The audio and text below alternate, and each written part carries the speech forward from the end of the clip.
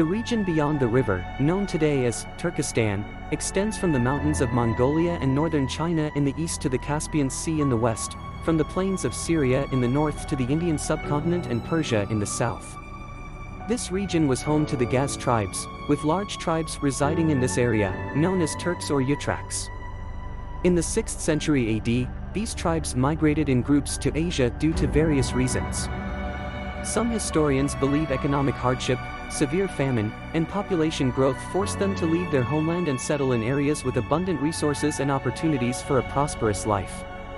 Others believe political factors were at play, as Turks faced hostilities from powerful tribes like the Mongols. To escape these hostilities, they moved to regions where they could live peacefully. Dr. Abdul Latif Abdullah bin Desh suggests that to avoid conflict with the Mongols, these tribes moved westward and settled near the Jayan River, eventually reaching Tabaristan and Jurjan, adopting the local lifestyle and coming closer to Islamic regions conquered by Muslims in 641 AD after the Battle of Nahavand and the fall of the Sasanian Empire in Persia.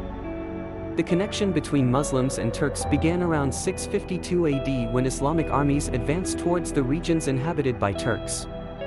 The Muslim commander, Abdul Rahman bin Rabia, met with the Turkic leader Shah Baraz, who proposed peace and offered to join the Islamic army to attack Armenia. This proposal was accepted, and a formal treaty was established between Muslims and Turks, preventing any conflict and promoting the spread of Islam in the region. Turks were greatly influenced by Islamic teachings and joined the ranks of Mujahideen to spread and defend Islam. During the Caliphate of Uthman Ghani, the entire region of Tabaristan was conquered. Islamic armies crossed the Beyjun River in 31 AH and entered the regions beyond the river. Turks in these regions embraced Islam and participated in jihad. The Islamic conquest continued, and Bokhara was conquered during the reign of Emir Muawiyah. The Islamic Empire expanded, and all regions beyond the river became part of the Islamic State, with local Turkic tribes adopting pure Islamic culture and civilization. Turks gained significant influence in the courts of Abbasid caliphs and emirs, holding key positions in every sector, including the military, administration, and government. When Mu'tasim became the caliph, he wanted to counter Iranian influence, which had grown significantly during the reign of the Iranian caliph Al-Mamun. Mu'tasim's actions caused unrest among the people and the army, leading him to establish a new city, Samarra, 125 kilometers away from Baghdad, where his personal army and aides resided.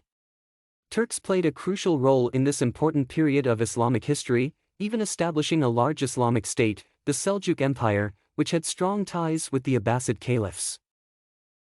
The emergence of the Seljuks on the stage of events occurring in the Arabic Islamic East had profound impacts on those regions.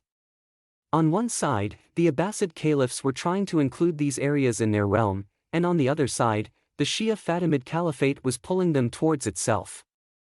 In such circumstances, the Seljuks established a large Turkish sultanate, which emerged in the 11th century AD, corresponding to the 5th century Hijri. This sultanate included regions like Khorasan, Transoxiana, Iran, Iraq, Bilad al-Sham, and Asia Minor.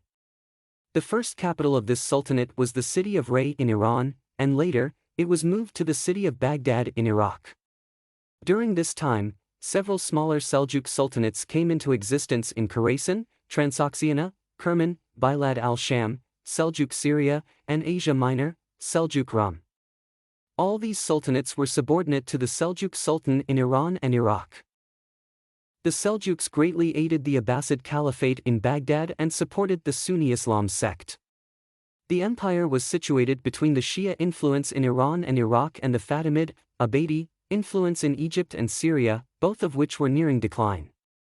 The Seljuks ended the Buwayhid dynasty's power and stood firm against the Fatimid Caliphate.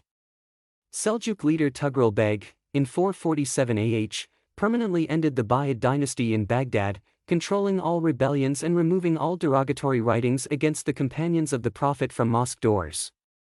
He also executed Shia Sheikh Abu Abdullah al-Jalabi for his extreme views in Shia Islam.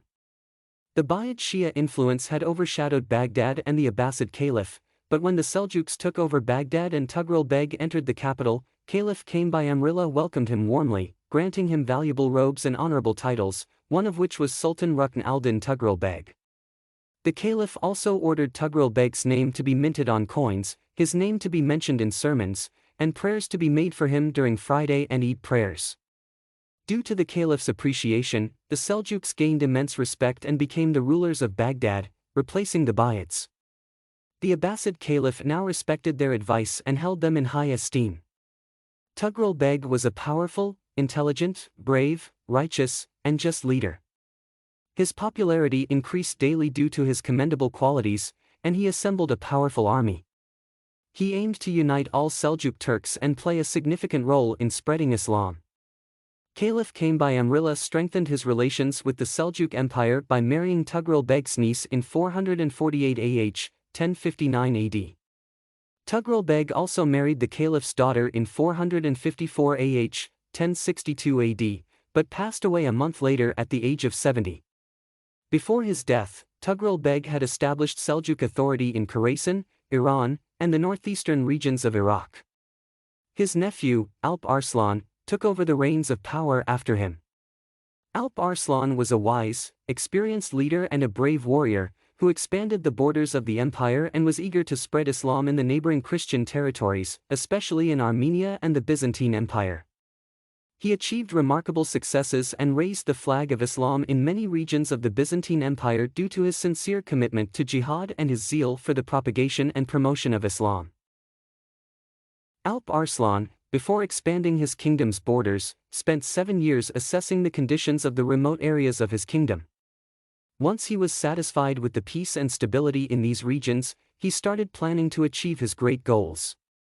He had one main objective: to conquer the Christian areas neighboring the Seljuk Sultanate, to end the Fatimid rule in Egypt, and to unite all the Islamic world under the Abbasid caliphs and Seljuk rule.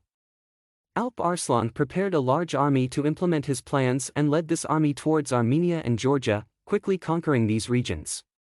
He then moved forward and focused on the northern regions of Syria, which were under the rule of the Murtasid dynasty, a Shia dynasty founded in 1023 AD by Salih ibn Mirdas.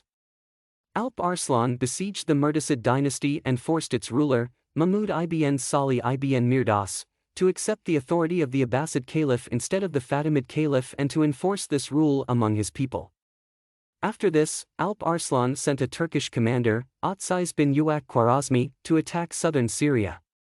Khwarazmi captured Ramla and Jerusalem from the Fatimids but couldn't capture Ascalon, a significant gateway to Egyptian territories. Thus, the Seljuks came closer to the centers of the Abbasid Caliphate and Seljuk Sultanate in Jerusalem. In 426 AH, a messenger from the governor of Mecca, Muhammad bin Hashim, arrived at Alp Arslan's court, informing him that the Sharif of Mecca was acknowledging Caliph al-Qaim and Sultan Alp Arslan and would comply with the orders of the Abbasid Caliphate instead of the Abbadi Sultanate. The messenger also informed that Shia phrases would no longer be recited in the call to prayer in Mecca. Alp Arslan honored the messenger and sent 1,000 dinars to the governor of Mecca, promising 20,000 dinars if the governor of Medina did the same. Alp Arslan's conquests alarmed the Byzantine Emperor Romanos for Diogenes, who decided to defend his empire at any cost and engaged his entire army against the Seljuks. Several bloody battles occurred between the Roman and Seljuk armies, the most important being the Battle of Manzikert in August 1071 AD. Romanos led armies from Rome, Russia, Britain, and other countries. Despite his extensive preparations and superior numbers, Romanos was defeated. Alp Arslan was initially worried due to the overwhelming number of enemy troops, but a wise scholar, Abu Nasr Muhammad bin Abdul Malik Bukhari, encouraged him to attack on a Friday while the Friday sermons were being recited and prayers were being made for the Mujahideen. He assured Alp Arslan that Allah would grant victory to the Muslims through the prayers of the believers. When the time came, and both armies entered the battlefield, Alp Arslan dismounted from his horse. He bowed his head to the ground, beseeching victory from the Almighty. Allah aided the Muslims, and the Christian leaders were defeated. The Muslim army pursued the fleeing enemies, capturing the Roman Emperor Romanos for Diogenes. He was captured by a Roman servant. When brought before Sultan Alp Arslan, the Sultan struck him 3 times with his hand and asked how he would have treated him if their positions were reversed. Romanos said he would have treated him harshly. Alp Arslan asked what he expected from him, to which Romanos replied that he either expected to be killed, paraded in humiliation, pardoned, or ransomed. Alp Arslan decided to pardon and ransom him, taking 15 lakh gold coins and releasing him. When Romanos was leaving, the Sultan gave him a drink, impressing him with his kindness. The Sultan also reduced the ransom by 10,000 dinars and provided him with an escort and freed some of his captured men to accompany him. Alp Arslan, with a small army of no more than 15,000, defeating a much larger Roman army, was no small feat. This victory weakened the Byzantine Empire in many regions, eventually leading to its fall to the Ottomans. Alp Arslan was a pious and brave man, benefiting both materially and spiritually from his victories, respecting Islamic scholars and acting on their advice. He fought for the protection of Islam, and Allah promised victory to his religion. On a Friday, he led the Friday prayer, and the whole army prayed fervently to God. After the prayer, he addressed his army, giving them the choice to leave if they wished, but he would fight the Roman army alone if needed. He prepared for battle, declaring that if he died in the battlefield, his armor would be his shroud. This hero of Islam, a great military leader, was martyred by a rebel named Yusuf Khwarazmi. He passed away on 10th Rabi' al-Awwal 465 AH, corresponding to 1072 AD, and was buried next to his father in the city of Merv, leaving Malik Shah as his successor. After the passing of Alp Arslan, his son Malik Shah ascended the throne. However, his cousin Kaward, the ruler of the Seljuks in Kerman, refused to acknowledge Malik Shah's ascendancy and declared himself as a contender for the throne. A bloody battle ensued near Hamadan between the uncle and nephew, resulting in Kaward's defeat and death on the battlefield. Malik Shah then appointed Sultan Shah bin Alp Arslan as the ruler of the region in 1073 AD. During Malik Shah's reign, the Seljuk Empire expanded significantly. In the east, it extended to Afghanistan, in the west to Asia Minor, and in the south to Syria. This expansion was unprecedented since the conquest of Damascus. Damascus fell into Seljuk hands in 1075 AD, and the sermon was delivered in the name of the Abbasid Caliph.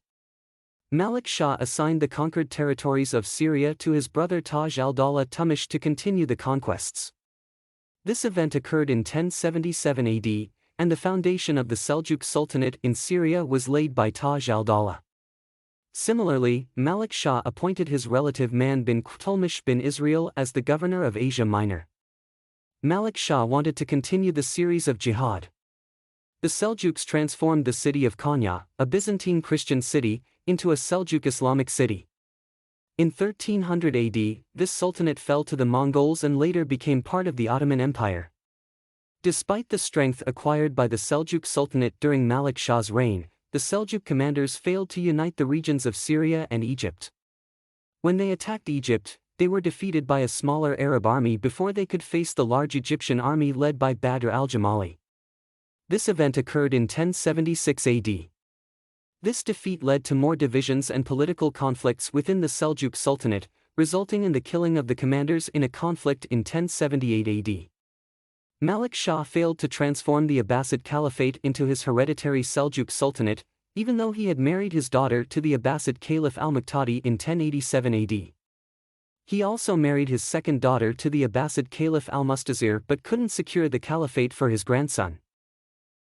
Sultan Malik Shah passed away, marking the end of an era of power, glory, and magnificence that had been sustained by three Seljuk emperors, Tughril Beg, Alp Arslan, and Malik Shah, 447 to 485 corresponding to 1055 AD to 1092 AD.